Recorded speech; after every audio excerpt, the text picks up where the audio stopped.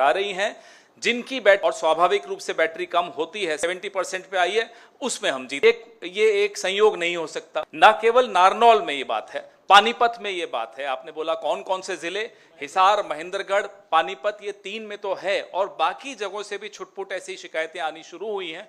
रात तक जितनी भी शिकायतें इकट्ठी होंगी, कल तक जितनी इकट्ठी होंगी, फिर जैसा कि जयराम रमेश जी ने कहा, हम चुनाव आयोग तक जाएंगे। तो हमने कभी भी ऐसा नहीं कहा कि भाई पूरा ये सारी मशीनें खराब हैं। हम तो हरियाणा के लिए भी नहीं कह रहे कि सारी मशीनें खराब हैं, लेकिन जहां जहां हस्तक्षेप हुआ है वहां की बैटरी 99% है। आप मुझे बताइए, इतने दिन से मशीनें पड़ी हैं 99% और सबकी स्टैंडर्ड, सबकी 99% कैसे हो सकती है?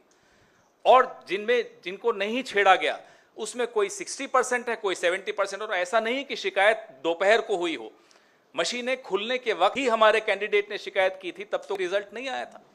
तभी राव नरेंद्र सिंह जी ने उसी वक्त शिकायत करनी शुरू कर दी थी, हमें फोन करना शुरू कर दिया था, तब रिजल्ट आना शुरू नहीं हुआ था। इनफैक्ट तब तो आप लोग बाहर जो हमें दिखा रहे थे कि रुझान हमारे पक्ष में चल रहे थे 70-71 सीट पे, तब भी हमने लिखित शिकायत हमारे राव नरेंद्र सिंह जी ने और पानीपत वाले कैंडिडेट ने करनी शुरू कर दी थी।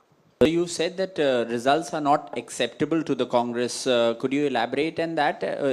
And what are the, apart from approaching the EC, will you also take legal recourse? What do you exactly mean when you say that it is not acceptable to you? Well, in response to जो मौसमी ने सवाल किया था, कितने सीटों का सवाल है, हमारा अनुमान है कि 12-14 सीटें ऐसे हैं जहां गंभीर, इससे भी ज़्यादा हो सकती हैं, पर पहला लिस्ट जो हमने तैयार किया है 12 या 14 सीटें ऐसे हैं जहां गंभीर सवाल उठाए गए हैं उम्मीदवारों द्वारा। तो ये कल ही बता पाएंगे फाइनल कितने सीटें हैं, पर आज मैं बता सकता हूं पर गंभीर सवाल उठते हैं। The reason why we are not accepting it is because not only is it surprising, not only is it unexpected, but there are serious issues that have been raised on the integrity of the counting process, of the functioning of the EVMs, in at least 4 districts, as my colleague has already, in which about 12 to 14 constituencies are involved. It could be more. We will have the final list tomorrow. We'll share it with you. We will be going to the Election Commission. Election Commission is our first stop. We have to go to the Election Commission. It's a constitutional body, it's an independent body. We expect it to function constitutionally and independently. And so we will be seeking time from them. We hope to get time from them. We hope to submit our list of detailed complaints to them. And afterwards, whatever is required to be done will be done. But as of today, we cannot accept the fact that the results reflect the proper functioning of our democratic system. There are serious questions on the integrity of the instruments of the system, namely the EVM, and also the extraordinary pressure that has been brought to bear on local administration officials. Remember, Haryana has been a double-engine government, so it's a double-engine pressure. It's a pressure from the state government and a pressure from the union government as well. So there was an environment in which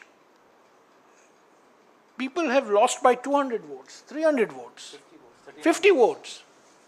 People who were leading, who had healthy leading margins, have ended up losing by 100, 200, 250 votes. This can be explained only by manipulation and pressure.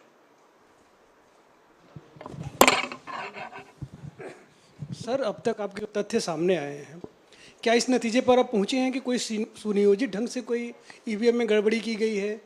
क्या आप ऐसा कोई नतीजे पे पहुंचे हैं कि कोई सुनियोजित ढंग से हुआ है ऐसा कुछ, या अभी उसमें देखना बाकी है कि ईवीएम में गड़बड़ी कोई बड़े पैमाने पर की गई है? भाई, अगर 99% बैटरी स्टैंडर्ड एक के बाद एक मशीनों पे निकल रही हो और उन्हीं मशीनों पे कांग्रेस का उम्मीदवार हार रहा हो, जिन मशीनों पे 60-70 स्वाभाविक जो होना चाहिए उतनी बैटरी, उस पे हम जीत रहे हो, तो आप बताइए सुनियोजित नहीं माना जाएगा तो क्या माना जाएगा? ये नतीजे सवाल खड़े करते हैं। और इन सवालों को ढूंढना हम सबका राजधर्म है। हम सबको इस लोकतंत्र को बचाने के लिए इन सवालों का जवाब ढूंढना चाहिए, आपको भी और हमको भी। आप समझे, ये साजिश समझे, जहां 99% बैटरी है वहां बीजेपी की जीत होती है, और जहां 70% के नीचे बैटरी है वहां कांग्रेस की जीत होती है। ये संयंत्र नहीं है तो और क्या है?